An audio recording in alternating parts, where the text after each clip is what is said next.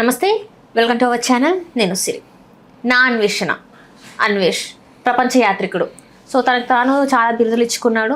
చాలా వరకు చాలా ప్లేసెస్కి వెళ్ళి అక్కడ ఉన్న విశేషాల గురించి యూట్యూబ్లో తన ఛానల్లో అందరికీ తెలియజేసేలా చేశాడు. కానీ చాలా వరకు తన మాట్లాడే భాష చాలా మందికి ఇరిటేషన్ తెప్పిస్తుంది.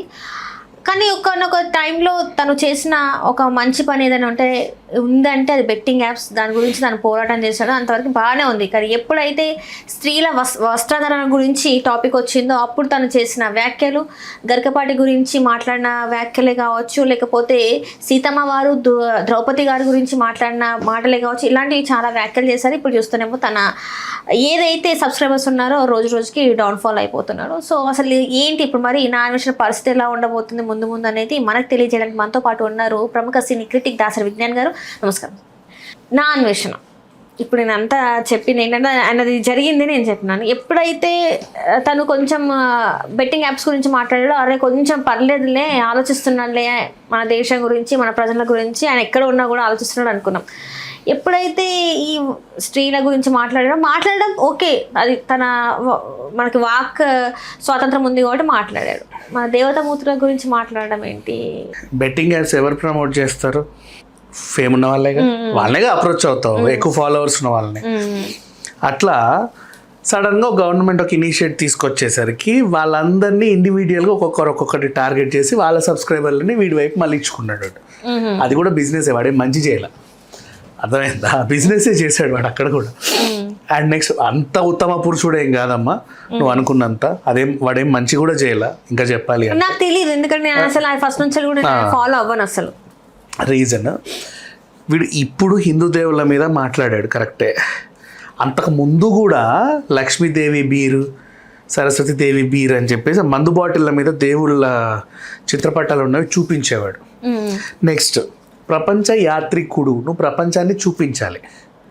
వింత వింత ప్రదేశాలు మరి ఎవరికి తెలియనివి నువ్వు చూపించాలి. చాలా మంది ఉన్నారు ఇలా ట్రావెలర్ వ్లాగ్ చేసేవాళ్ళు.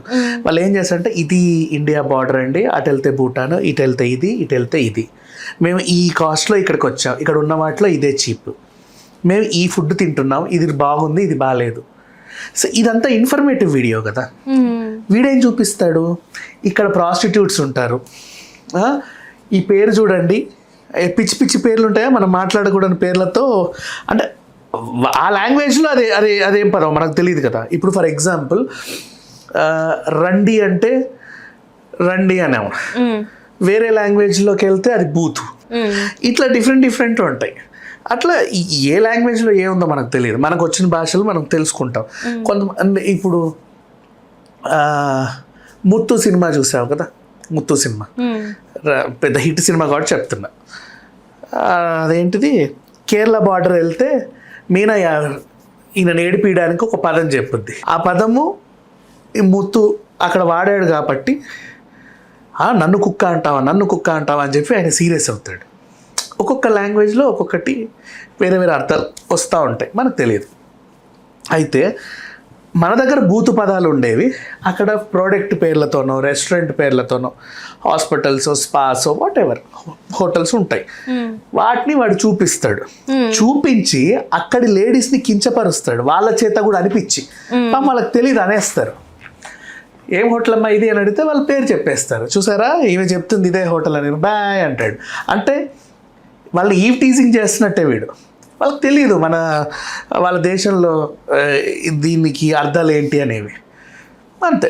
పైగా వాళ్ళంతా హాస్పిటాలిటీ మెయింటైన్ చేసేవాళ్ళు కాబట్టి హోటల్స్లో ఉండేవాళ్ళు ఈజీగా నువ్వు ఏమన్నా కూడా నువ్వు తిట్టినా సరే సారీ సార్ అంటారు, అంతేగా. సో ఇప్పుడు నువ్వు చూపించేవి ఎవరికి అవసరం లేదు, అవునా.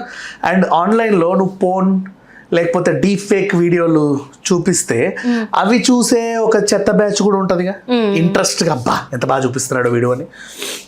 సో వీడి ఫాలోవర్స్, వీడు ఒక నీచం, వీడు చేసే వీడియోలు నీచం. ఈ నీచాన్ని ఫాలో అయ్యే వాళ్ళు ఎవరు ఉంటారు? వీడికన్నా నీచులే ఉంటారు. చాలా మంది అమ్మాయిలు ఫాలో అవుతున్నారు, అబ్బాయిలు. అంటే ఆయన ఏదో మొత్తం పురుషుడు అయినట్టు, లేకపోతే దేశానికి ఏదో సెట్ చేసుకున్నట్టు. లేకపోతే దేశం అంతా ఫాలో అవుతుందా? లేదు కదా. చదువుకున్నోళ్ళు, గుళ్ళు గోపురాలు తిరిగే వాళ్ళు, ఫ్యామిలీ మెంబర్స్, వీళ్ళందరూ వీడి సబ్స్క్రైబ్ చేయరు. వైన్ షాప్ వెనకాల కొట్లాడుకునే వాళ్ళు, అరుగు మీద ముచ్చట్లు పెట్టుకొని బిందెలతో జుట్టు పీక్కొని కొట్టుకునే వాళ్ళు, అదే పనిగా వాళ్ళని వీళ్ళని పోక్ చేసే వాళ్ళు మాత్రమే ఇంట్రెస్ట్గా వీడియోలు చూస్తారు. అంతే అంతమించి ఏం లేదు. అట్లాంటి వాళ్ళు అంతమంది ఉన్నారు అని వీడి వల్ల మనకు తెలిసింది.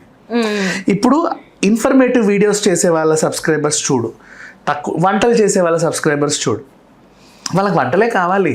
కామెంట్లలో కూడా వంటలే.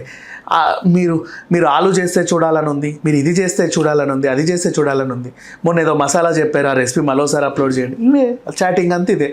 ఇప్పుడు వీడు చూతా ఇది ఈ దేశం, ఇక్కడ వీళ్ళందరినీ ప్రాస్టిట్యూట్స్ అంటారు అని చూపిస్తే వాడు కూడా ఎంత బ్రో ఎంత అదేంటి రూముకి తెచ్చుకోవచ్చా, మనమే వెళ్ళాలా, అవేగా కామెంట్లు వచ్చేవి. అంతే కదమ్మా.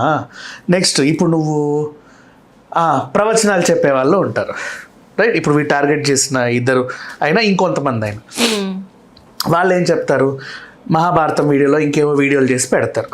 కామెంట్లు ఎలా వస్తాయి, బాగా చెప్పారండి, థ్యాంక్స్ అండి. కొంతమంది గుళ్ళు గోపురాల గురించి చెప్పే వాళ్ళు ఉంటారు, అది బాగా చూపించండి, చాలా థ్యాంక్స్ అండి, మేము అక్కడికి వెళ్ళలేకపోయినా మీరు మాకు దేవుడి దర్శనం చూపించారు. అంతే. ఇవే నాలెడ్జ్ వీడియోస్ చేసేవాళ్ళు, అవే కామెంట్స్ ఉంటాయి. నీకు అర్థమైందిగా. ఇప్పుడు అన్వేష్కి ఇంతమంది ఫాలోవర్స్ ఉన్నారు, సబ్స్క్రైబర్స్ ఉన్నారు అనేది వీళ్ళ బాధ. యాక్చువల్లీ ఇట్లాంటి వాడికి ఎందుకు ఇంతమంది అని. వాళ్ళందరూ కూడా అట్లాంటి వాళ్ళే, బట్ ఏరుకున్నాడు అందరినీ ఎక్కడెక్కడి నుంచో, సరిపోయింది.